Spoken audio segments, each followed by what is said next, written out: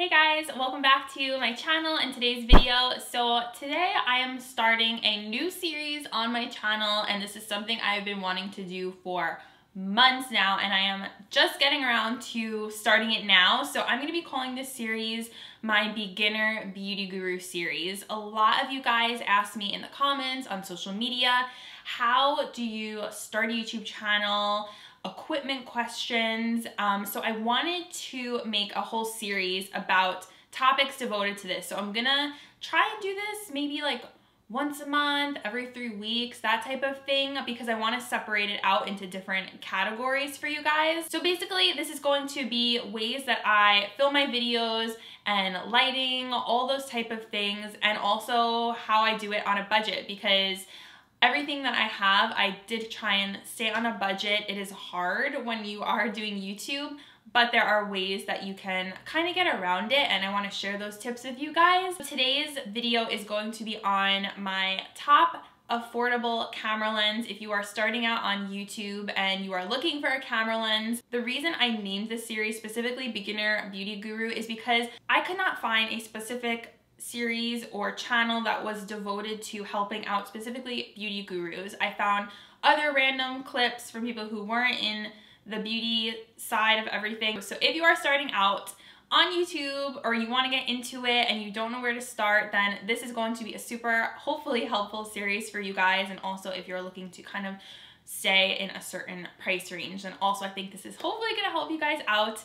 I feel really long-winded right now, but I just wanted to explain everything. So don't forget to subscribe to my channel. It's going to be the first link down below in my description box, and make sure you guys turn on that notification bell so you don't miss out on any future videos in this series or any of my other videos. And let's jump into it. So I'm going to be doing a bunch of different topics like I told you guys before, and I'm going to kind of break them out, and I'm going to do tips and all that, so don't worry, that is definitely coming. So the first topic I'm starting out with for my Beginner Beauty Guru series is my favorite affordable camera lens for filming YouTube videos. This is something I have researched for years, and I have always wanted to have a really nice camera lens because the lens is what kind of makes or breaks your quality. You can have, you know, not the best body on your camera, but the lens will really make the difference. And I was looking for something that wasn't, you know, $500+, and I've had a couple different lenses in my day. I had the Sigma 30mm, which I actually sold, I believe I sold it last year. I'll link it down below. It is a beautiful lens. A lot of people use it. A lot of people, like not just beauty people. I've seen tons of different YouTubers use that one. It is a great lens. I'll try and link a video down below where I was using that lens. Unfortunately, I can't show you guys now.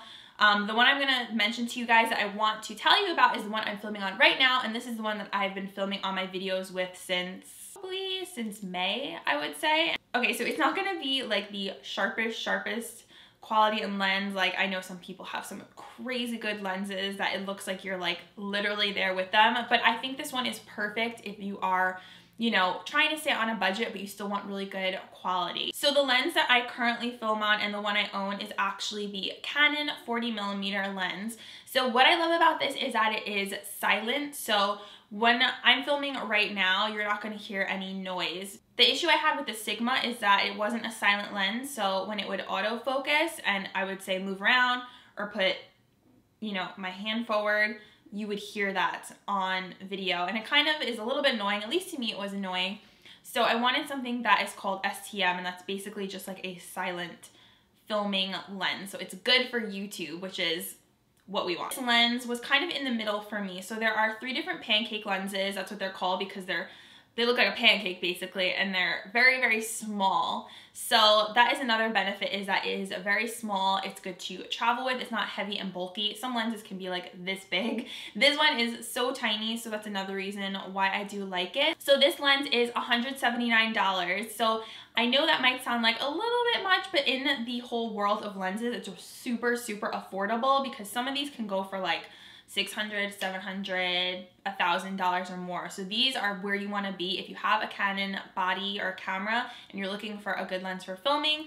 I highly recommend this one. So I got mine, I believe I got it at Best Buy, but they also have it on Amazon, which is where I will link to below. If you guys are curious about it, you can go check it out. You can read the reviews, research it for yourself. So this lens, the 40mm, has an f-stop, which is also called aperture. This one is 2.8. So some of them can go lower. So some of them you'll see like a 1.8. So basically what that means is how much light it's letting in. So the lower you go, the wider it's opening and it's going to let more light in. So if I'm filming in like a low light situation, I'm gonna need to lower that f-stop down. Hopefully that makes sense for you guys. Right now, the setting I have it on is the lowest that it can go, which is 2.8, because it's a little bit cloudy out today, so I always usually keep it on 2.8. And also what that does is it creates like a blurrier background. So the closer I am to the camera, the blurrier my background is gonna get, and the lower number that is, say it's an f-stop of 1.8, you're gonna get an even blurrier background, which is really nice also for filming. Mine right now, like the closer I come,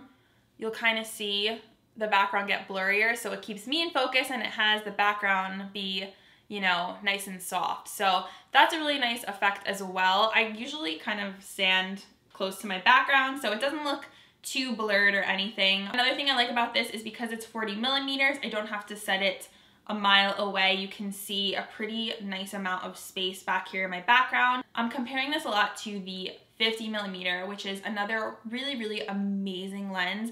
Highly recommend that one if you are a fashion blogger because it gives you that super blurry background because the f-stop is low, it is 1.8.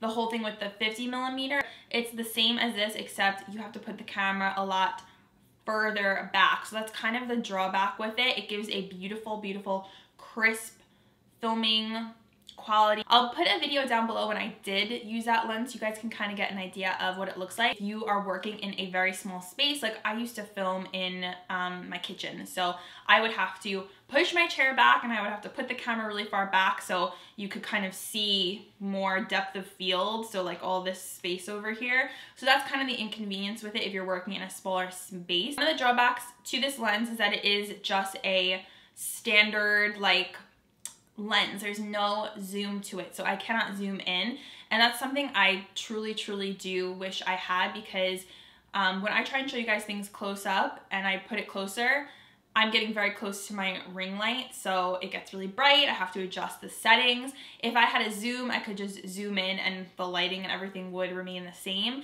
But unfortunately, when you're working on a budget, you know, it's expensive to get a zoom lens. So I'm just kind of working with what I have and, you know, I make it work. I'm trying to stay within a certain, you know, spending limit for all my equipment because these things do get expensive.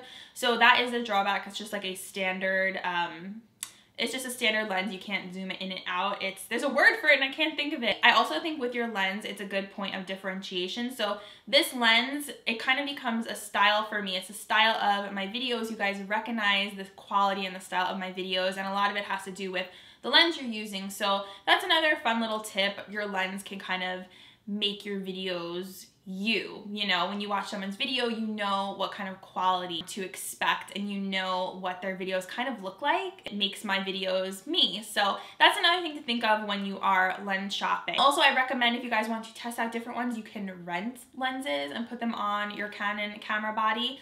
So try that as well if you want to test out the 50 versus the 40. And I also use this lens to shoot my fashion blog photos, or rather my husband uses it to shoot my fashion blog photos. I think the quality is beautiful. I really love it, and I actually didn't notice too much of a difference between this one and the 50 millimeter when I shot my blog photos. I actually missed the 40 millimeter when I had the 50 on, and I got that one because I thought it was going to blow this one out of the water. My fashion pictures wouldn't look so much better, but honestly this one, you could barely see the difference. I actually thought this 40 millimeter one was even better for my fashion blog photos. Funny story, I went to go unload my memory card because it was full and I ended up tripping over one of my lights and I thought I broke it, but it turns out I just unplugged it with my foot.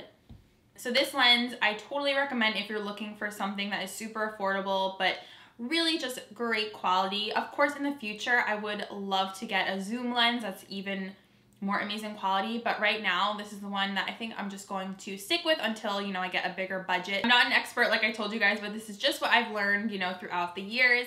That is my suggestion and my recommendation on some really affordable lenses for filming beauty YouTube videos, and I hope you guys liked this, and I hope you like the start of this series. There are many more videos to come, and if you guys have any sort of questions, YouTube related, beauty related, please let me know in the comments down below and I will do my best to make a video on them and answer them. Or if there's any sort of topic you would like to have addressed in my Beginner Beauty Guru series, then let me know. Comment down below. You could shoot me a message. I hope this was helpful for you guys because I want to be able to help and, you know, bless someone else. And if I'm not helping, you know, someone out, then what the heck am I doing? So thank you so much for watching. I hope this made sense and I wasn't just rambling on. And I will see you guys in my next video. Bye.